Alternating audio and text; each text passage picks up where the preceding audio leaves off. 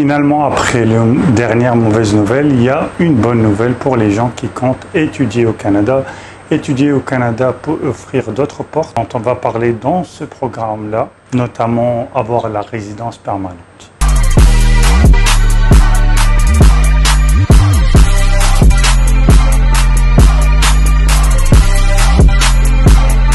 Bonjour tout le monde et bienvenue dans cet nouvel épisode de Claire Vision Immigration.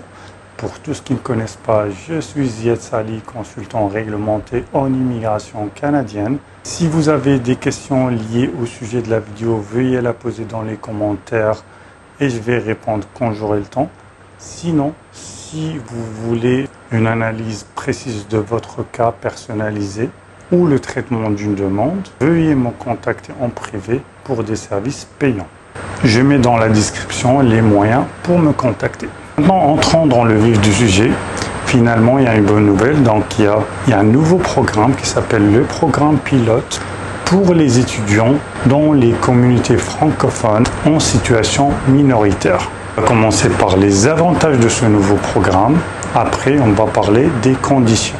Donc, ce programme-là va vous donner accès à des services d'établissement pendant toute la durée de vos études au Canada, mais aussi une très forte chance que vous pourriez être admissible directement à la résidence permanente, bien sûr après la fin de vos études.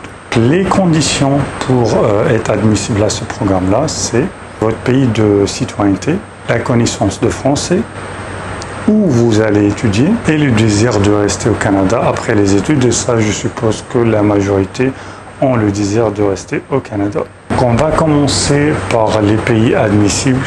Je ne vais pas tous les citer parce que c'est une longue liste, mais je vais résumer que c'est les pays francophones de l'Afrique en général. Si vous avez des doutes, écrivez-moi dans un commentaire et je vais vérifier pour vous si votre pays est dans la liste, mais en général, c'est les pays francophones de l'Afrique. Maintenant, pour les études, ça doit être un établissement désigné, un niveau post-secondaire. La durée des études doit être 2 ans ou plus et ça doit être majoritairement en français. Pour les endroits où étudier, a priori, de ce que j'ai compris, c'est hors du Québec. Sinon, pour les autres conditions, ça ressemble à un permis d'études ordinaire. Les délais de traitement pour ce programme-là sont d'environ 10 semaines. Voilà, finalement une bonne nouvelle. Merci et à la prochaine.